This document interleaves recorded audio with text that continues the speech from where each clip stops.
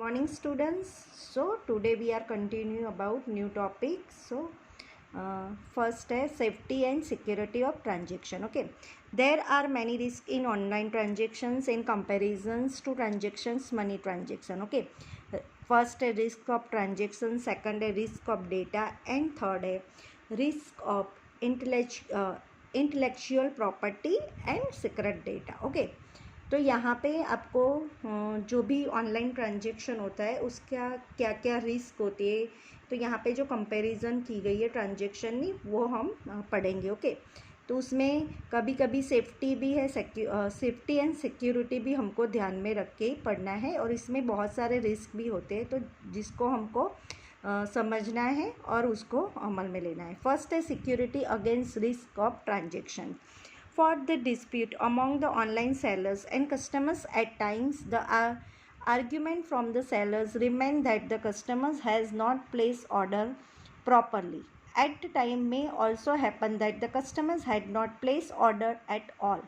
The complaints like non-receipt of goods, the place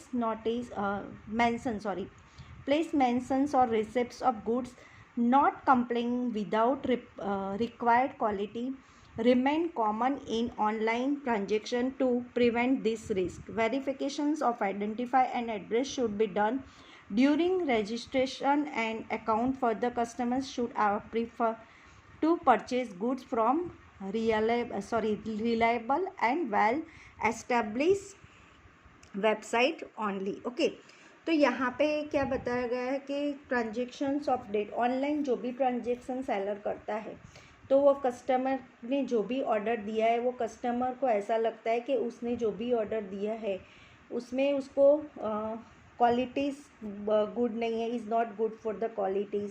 उसको ऐसा माल, मतलब जब भी जो माल उसने मंगवाया है तो उसको ऐसा डर रहता है कि जो मैंने करवाया है तो वो प्रॉपरली नहीं आया है, एट द टाइम्स ऑर्डर मेरा प्लेस नहीं हुआ है.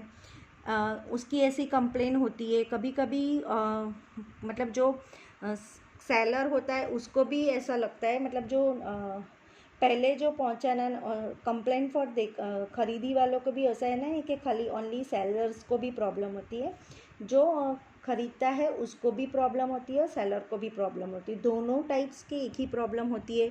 किसी को रिसिप्ट नहीं मिलती है माल की, मतलब जो गुड्स बेचते हैं, माल सामान का जो भी होता है वो प्लेस मेंशन नहीं किया होता है, रिसिप्ट प्रॉपरली नहीं दी होती है, वो सारी कंप्लेनिंग होती है. उनकी जो रिक्वायरमेंट होती है क्वालिटी की वो नहीं होती है. तो कभी कभी उसके लिए सिक्योरिटी होना चाहिए, मतलब जो उसका आपको प्रिवेंट दिस रिस्क, मतलब ये रिस्क ना हो तो पहले आपको वेरिफिकेशन करना पड़ेगा, आइडेंटिफाई करना पड़ेगा, एड्रेस प्रॉपरली उन्होंने दिया है नहीं दिया है वो देखना पड़ेगा. बाद में आपको उसके अकाउंट में से जो भी मतलब रजिस्ट्रेशन उसके अकाउंट थ्रू हुआ है कि नहीं. Further customers would prefer to purchase goods from reliable and well establish websites choose करनी पड़ती है. मतलब ऐसे कैसे कभी भी कोई भी वेबसाइट से आपको परचेज नहीं करना होता है, वो भी आपको रिमेंबर रहना रहता है. मतलब ये सारी चीज़ों से आपका रिस्क होता है, तो वो आपको अपनी सिक्योरिटी अगेंस्ट जो रिस्क ट्रांजेक्शन भी होता है, मतलब पैसों का, आपके पैसे कभी कभी ऐसे ऑनलाइन आप पेमेंट कर देते हो पर उसी टाइम पे नेट बंद हो जाता है, कभी ऐसी प्रॉब्लम आ जाती है 5 seconds में. मतलब वो रेयर केस में होता है, हज़ारों केस में एक ही बार होता है, पर वो भी सिचुएशन आ सकती है. उसके लिए भी आपको रेडी रहना होता है. तो कभी प्रॉपरली चेक करना होता है कि इंटरनेट आपका बराबर है कि नहीं. वो सारी चीज़ आपको ध्यान में रख के ही आपको ट्रांजेक्शन करना होता है, क्योंकि अगर वो पैसे उसके पास नहीं पहुंचे तो वो कहीं आपके पैसे आपको डबल भरने पड़ते हैं, मतलब वापस आपको पे करना पड़ता है. तो वो सारी चीज़ें आपको रिमेंबर रखनी होती है. तो वो सारी चीज़ों का आपके ऊपर जो रिस्क होता है, मतलब वो उसको रिस्क के अगेंस्ट आपको कौन सी सिक्योरिटी का अमल करना है वो आपको ध्यान में लेना होता है. ओके, सेकंड है security against risk of data collection. There are many risk related to data. Important data can be changed or stolen for the purchase of enjoyment or the with selfish motive. You can be similar with the word virus or hacking. Virus is computer program. It creates clones and replicas that damage the data in computer system. virus interrupts and screen prevents the computer to work, it may damage the data files or whole system. Antivirus software is to be used to prevent this risk. मतलब यहाँ पे एक risk security का किसके साथ risk होता है? Data के साथ. कभी कभी डेटा चोरी हो जाता है ना, जो भी आपका प्रोग्राम होता है कंप्यूटर से. कोई चीज़ ऐसी भी होती है, creates for the clones and replicas. Replicas and clones का मीनिंग होता है कि सेम चीज़ हूबहू, मतलब जिसका जो भी, जैसे फर्स्ट कोई भी कंपनी का मतलब जो मेन होता है उसकी हूबहू, मतलब दूसरी चीज़ वही की वही मार्केट में आ जाती है, उसको बोलते हैं रेप्लिका. मतलब वो स्टैंडर्ड नहीं होती है. जो फर्स्ट पीस होता है वो एकदम स्टैंडर्ड होता है, सेकंड पीस होता है वो स्टैंडर्ड नहीं होता है, वो उसकी रेप्लिका होती है, उसके जैसी बनी हुई होती है, पर वो वही कंपनी की बेस्ट क्वालिटी नहीं होती है, अच्छी होती है, बट जो पहली फर्स्ट कॉपी होती है वो वैसी नहीं होती है, उसको बोलते हैं रेप्लिका. तो ये सारी चीज़ें होती है. इसमें कोई बार ऐसा होता है वायरस आ जाता है, कभी कभी आपका कंप्यूटर हो या डेटा हो हैंग हो जा, मतलब हैकिंग हो जाता है, हैकिंग हो जाता है, वायरस आ जाता है. तो हैक हो जाने के बाद आपका डेटा चोरी हो जाता है. कभी कभी इट में damage all the data files हो जाती है, होल सिस्टम चली जाती है, आपके सॉफ्टवेयर में वायरस आ जाता है ना. तो वो सारे रिस्क को आपको मतलब उसका सिक्योरिटी के लिए भी आपको थोड़ा ध्यान रखना पड़ता है. मतलब जो भी सारी चीज़ें होती है तो वो आपको ध्यान में रख के वायरस ना आ जाए, हैकिंग ना हो, तो वो उनको ध्यान में रखने के लिए आप एक सॉफ्टवेयर का भी यूज़ कर सकते हो, जिसको बोलते हैं एंटीवायरस सॉफ्टवेयर. उसका आपको यूज़ करना पड़ता है, जो आपके लिए सिक्योरिटी साबित होती है. ओके. उसके बाद है थर्ड है security against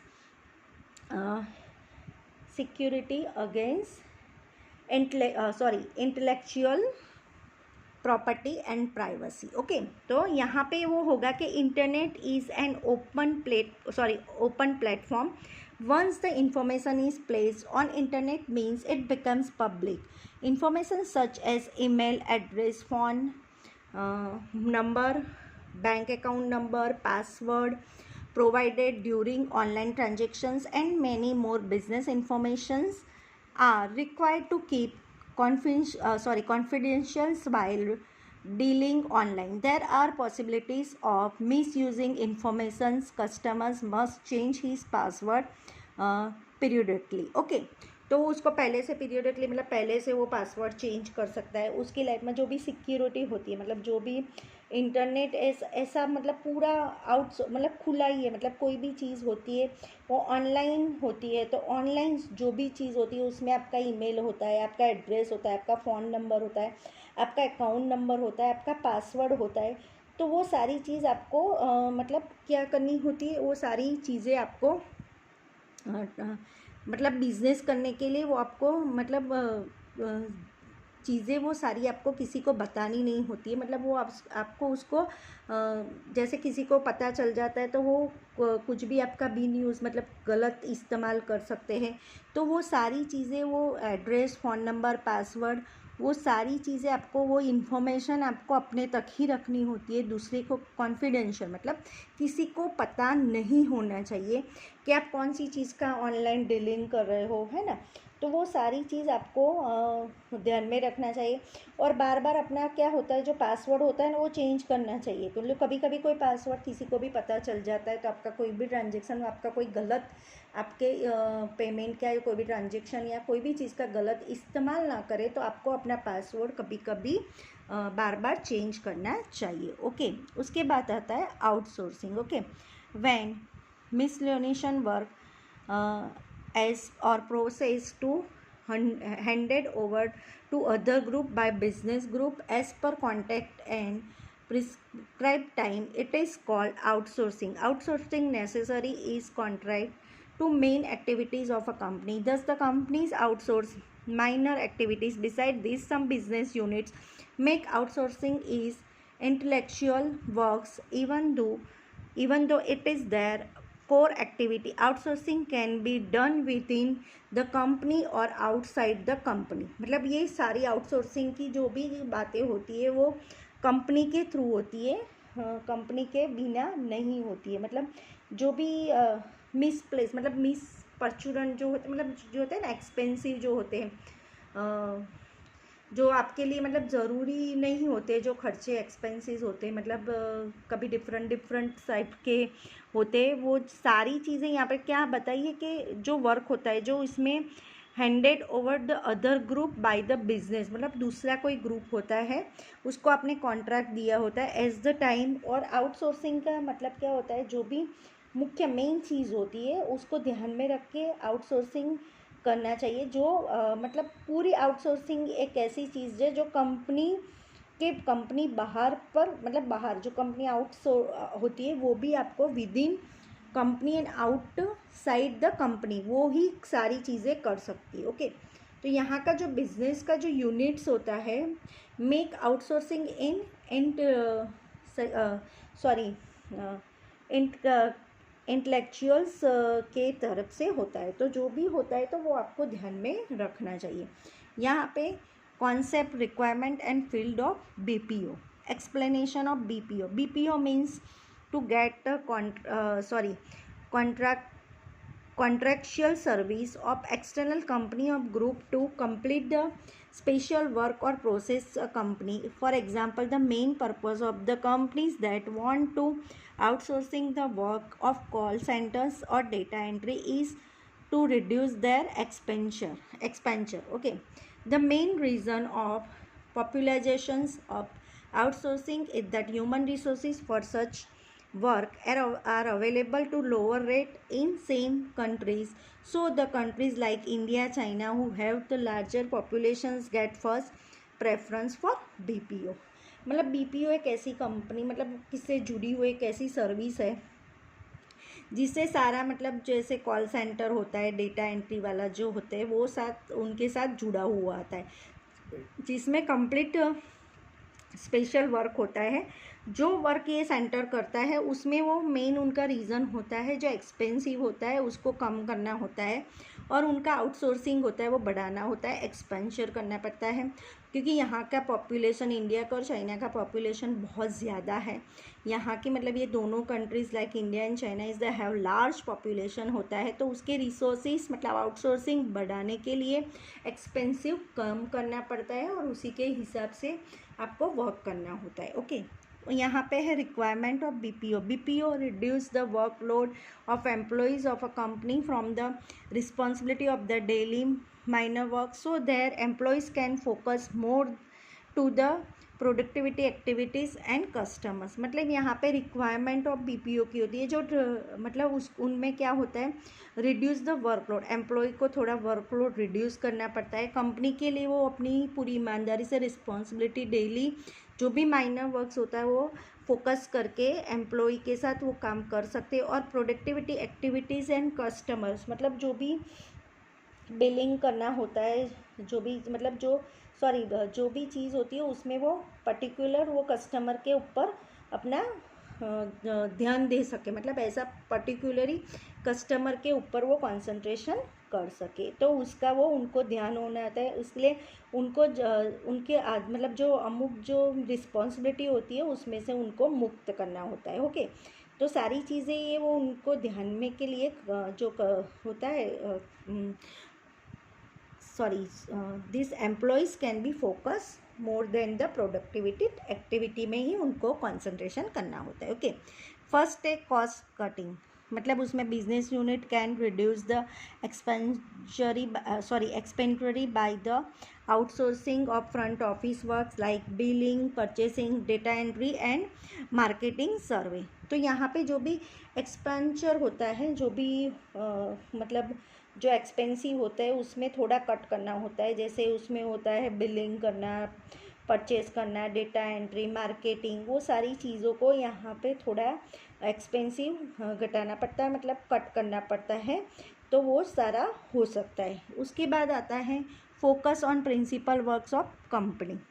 managers can specially focus to the principal works of company by outsourcing of daily works of professional unit. Okay, तो यहाँ पे मेन कंपनी का जो काम होता है डेली टू डेली जो उनका वर्क होता है उसके ऊपर उनको बहुत ज़्यादा कंसंट्रेशन करना होता है। Benefits of efficiency. ओके, तो business concerns can get quality work by outsourcing instead of recruiting and training employee. मतलब जो भी रिक्रूटिंग करना पड़ता है, मतलब नए एम्प्लॉयज़ लेने पड़ते हैं इंस्टेंटली, उनको ज़रूरी होता है, नीडी होता है, तो वो कैसे लेंगे? जो ट्रेनिंग किए एम्प्लॉय होते हैं तो उनको उनके पीछे उनको ज़्यादा मेहनत नहीं करनी पड़ती है, उनको वो ध्यान में रहना, मतलब वो उनके पास ज़्यादा नॉलेज होता है, उसी के हिसाब से वो लोग मतलब एम्प्लॉय को चूज़ करते हैं। ओके, उसके बाद होता है to cater the dynamic demand. BPO companies provide facilities to cater the ever changing demands of the customers. Okay, तो यहाँ पे क्या आता है? चेंजिंग उनकी डिमांड होती है। जैसे कोई भी बिजनेस में होता है पर्टिकुलर द कस्टमर्स, जो उनकी डिमांड होती है, उनकी डिमांड पूरी करनी उनको वो फ़ायदा कारक होता है, उनकी डिमांड को उनको ध्यान में रखना पड़ता है। फिफ्थ है increase in profit. Business units can outsource their subsidiary functions to pay more attention towards main functions like increase in sales, development of new products, expansions of business and safety the customer. As the result, profit of the business unit increase। मतलब यहाँ पे जो उनको क्या करना है? Increase करना है।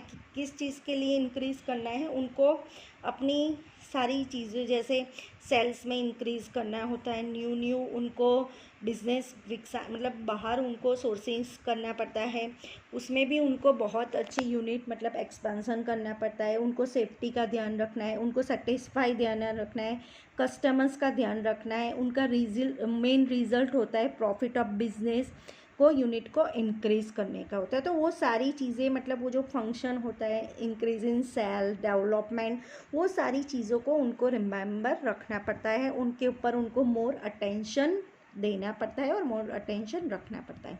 यहाँ पे है स्कोप ऑफ BPO। तो back office outsourcing, it includes internal functions of business like billing, purchase, data entry etcetera. And second है front office outsourcing, it including customers oriented service like marketing, technical assistant etcetera. Okay, तो यहाँ पे दो scope of BPO के दोनों point हैं। मतलब उसमें क्या होता है कि बिलिंग होती है, परचेसिंग होती है, डेटा एंट्री होती है, उसको उनको मतलब वो उनको ध्यान में रखना पड़ता है, वो उनके लिए मतलब इट इंक्लूडिंग इंटरनल फंक्शंस है, तो वो उनको ध्यान में रखना पड़ता है। एंड सेकंड पॉइंट है कि जो उनका मार्केटिंग है, उनके साथ उनको रिलेशन अच्छे से रखना पड़ता है, उनको मार्केटिंग के लिए like including customer oriented service भी लेनी पड़ती है, उनको असिस्टेंस भी रखने पड़ते हैं, वो सारी चीज़ उनको ध्यान में रखनी पड़ती है। Okay students, now tomorrow I will explain you concept, requirement and field of KPO। तो यहाँ पे BPO तक मैंने फिनिश कर दिया है। Tomorrow I will explain you concept, requirement and field of KPO। Okay students, thank you.